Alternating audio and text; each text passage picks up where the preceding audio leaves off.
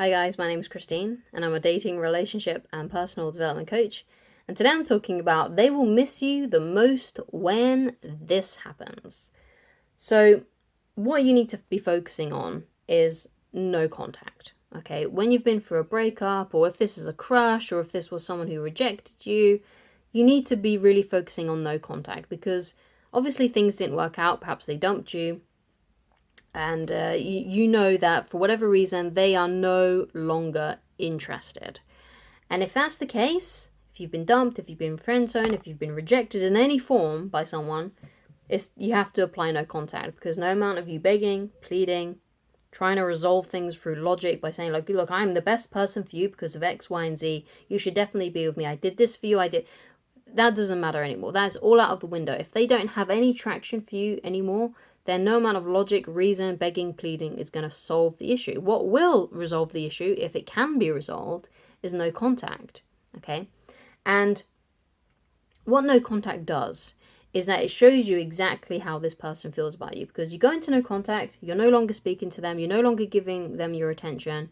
If they still love you and care about you, they will begin to fear losing you, because they will see, they haven't reached out. They usually reach out by now. I haven't heard from them. I haven't heard from them, sorry. Maybe I am losing them. I'm going to do something. I need to do something, so I'm going to reach out. Okay, they become scared. They become fearful about losing you. Okay, so for example, this kind of thing happened in my life with an ex, and I've talked about this story before, but I went for a breakup. This was like nearly 10 years ago now. It was a long time ago. It was like 2015, I think. So it was like a long time ago, but what happened was this.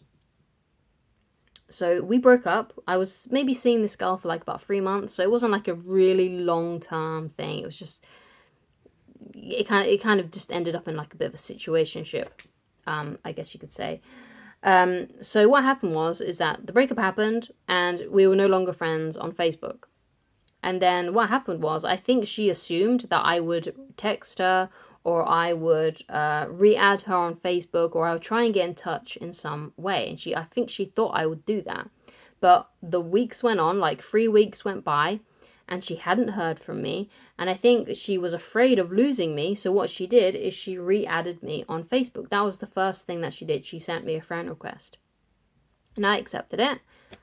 Because I, at the point, didn't really care that much about the situation anymore, because we'd only been together for like 3 months, so I was kind of over it. So I was like, okay, fine, whatever. If you want to stalk my profile, fine. You have a good time. I'll accept whatever, right? So I let her do that, and then maybe after maybe it was a day or 2 or 3 days, I can't remember exactly what happened, but she then messaged me. And I hadn't messaged her. She messaged me. She sent me the friend request. There was a few days went by. Then she messaged me on Facebook. And that's how your ex or this person in question will react if they start to realize that you're gone. Okay, because that was no contact for 3 weeks. But at the time, because this is one of the kind of the pieces that started putting things together for me when it came to no contact and how powerful it can be. I wasn't doing no contact because I was like applying no contact rule, and I was like, trying to do that. I was applying no contact naturally because I was over it. I was over the relationship. I wasn't interested anymore. I was out. Okay. So I was naturally applying the no contact rule, but I didn't realize it. Okay. So that was one of the first puzzles that started to like fit this in my head for me. And I was like, oh, okay, well, this is actually kind of like a really powerful technique to like get exes back, or to get them more interested in you, or to get anyone more interested in you if someone's rejected you or anything. Especially if they do still have that attraction, still have feelings for you, because they will fear losing you.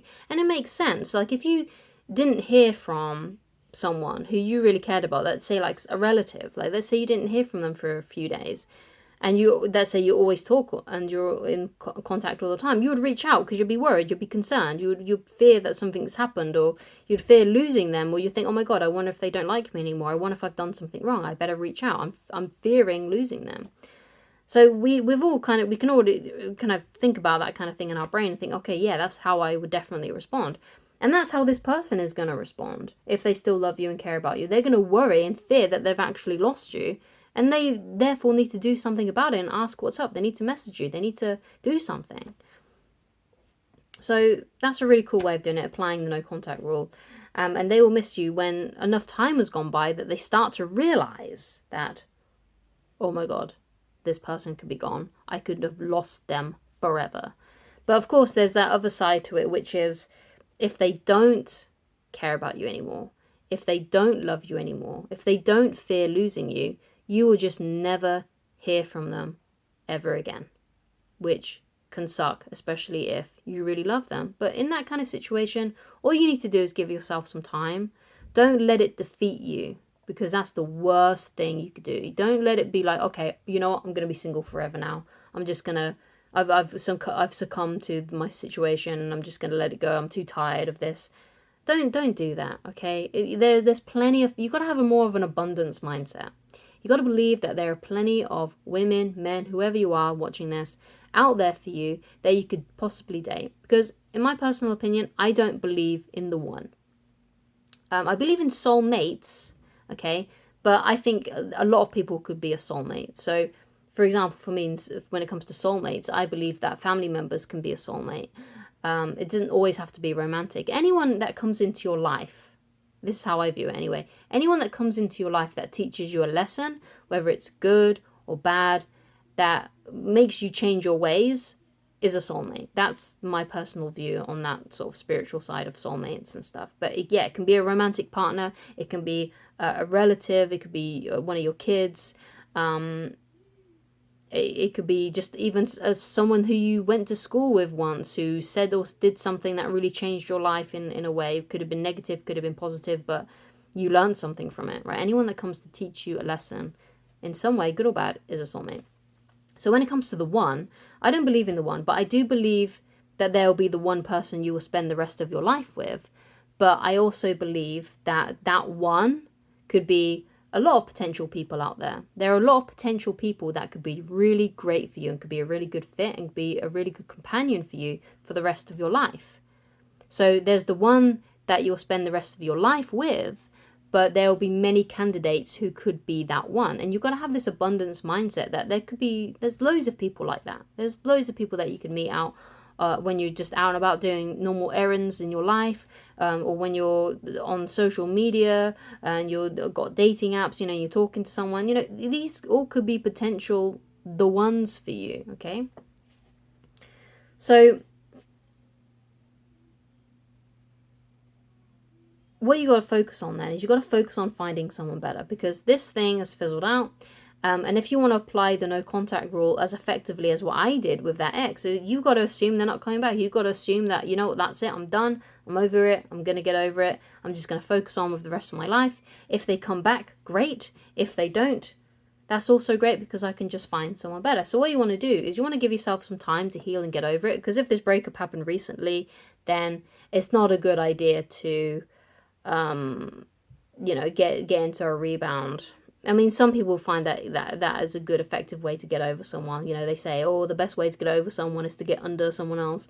I personally don't think that. I think it's a good time. It's a good time to sort of stew and think about it and process it in your own head. Maybe you get a counselor to talk about it with you.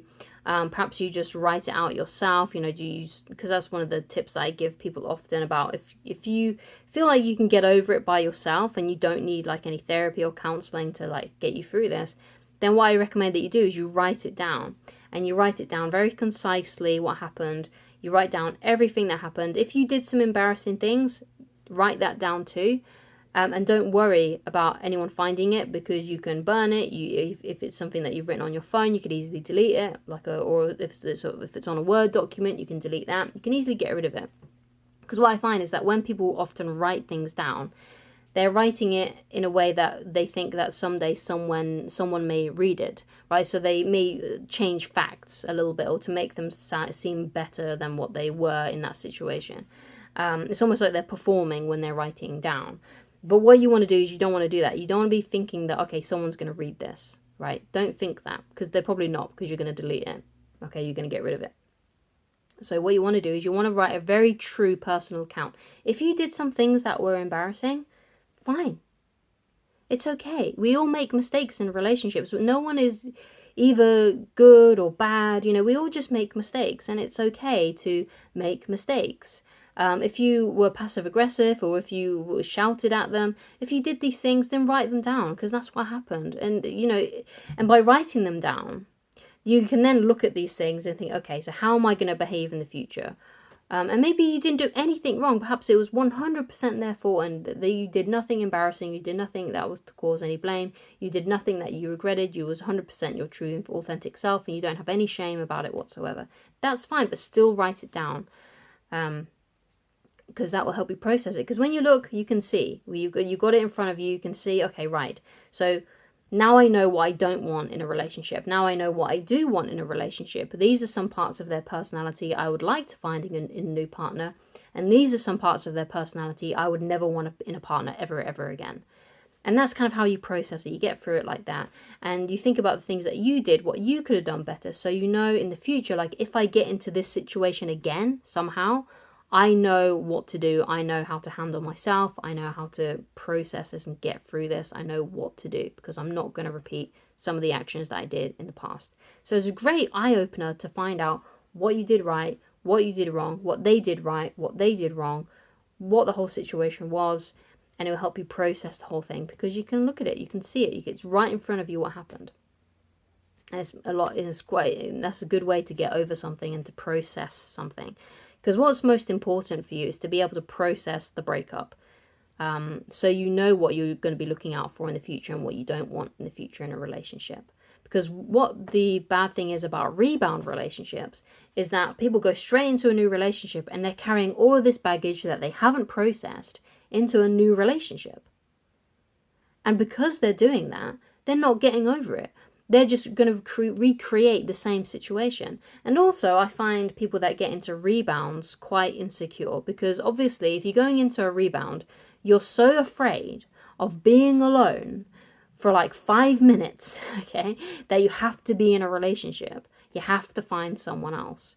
People who are healthy, who have healthy self-esteem, don't mind being single for a little bit, because they don't mind being single. Perhaps they know how to use their time wisely. They know how to use it productively. They're not going to be doom scrolling or doing anything that's going to be lowering their self-esteem or being worried about being alone. They don't like being with their own thoughts.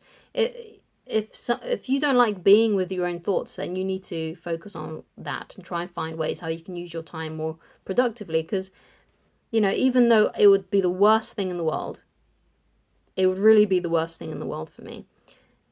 But if something would happen to me and my wife and we broke up, yes, it would suck. Yes, it would be the most awful experience I've probably ever going to go through, if that ever happened. But I know I'll be okay, because I know how to use my time wisely.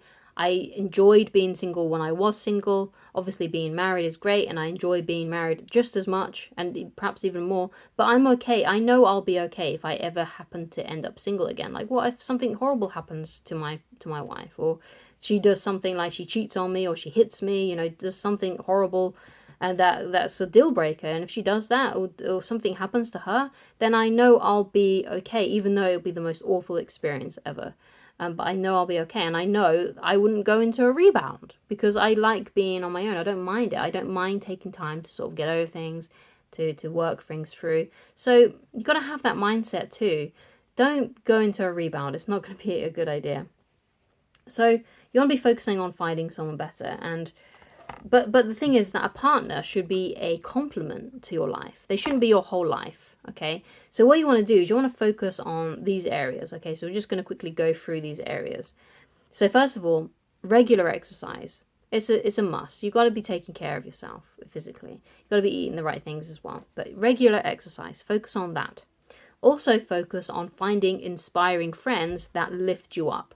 Okay, so what I mean by find inspiring friends is that you want to find friends that are probably even better than what you are, so they help bring you up to their level. So if you've got like a particular business or a particular kind of career, find people to be friends with who are better at what you're doing. Yeah, if it's an exercise goal that you may have, you want to find friends who are in better shape than you, like people that you can meet at the gym, or if you go out running, you know, if you go to like running events and things like that. So find inspiring friends that lift you up.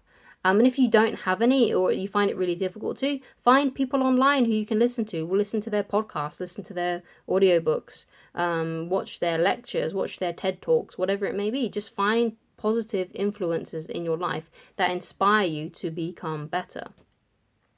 Obviously, you got to have a career that you enjoy. Because you got to be happy in your vocation. You got to find something that, obviously you can't be happy 100% all the time because there are going to be different stresses and pressures, but you should be at least quite content with it, and you're not looking for a new job. You're happy with the job that you've got and the career that you've got. Another thing that's going to really help you, and what I suggest that you focus on, is helping others without expectation. That's basically being of service to other people. That's one great way that you can really start to really enjoy your life more, because you feel like you're making a difference and you've got purpose and you're helping others, and it's a great thing to do. So try and help others without expectation, just out the kindness of your own heart, and that will make you feel really good about yourself, because it's like a win-win. You're helping someone else, and also you're feeling good by feeling like you're making a difference and you're being of service. So another thing to focus on as well is living a life of honor and integrity. You know what you should be doing in this life. You know what kind of activities you should be doing. You know what kind of things you should be working towards. So just do that. Make sure that your actions match your words, and how basically you got to be doing the things that you know you should be doing, right? Whether you feel like it or not. And that will make you have more honor and more integrity, and make you feel more better and have more confidence and self-esteem about yourself. And the last thing that I want to get into is to develop excellent social skills, okay? So a practice that you can do is every day go out, get out of your house, right? And just talk to someone. It could be like a random old lady on the bus. It could be an attractive woman or guy. Or it could be just having a quick chat with someone at the supermarket, like maybe even the cashier.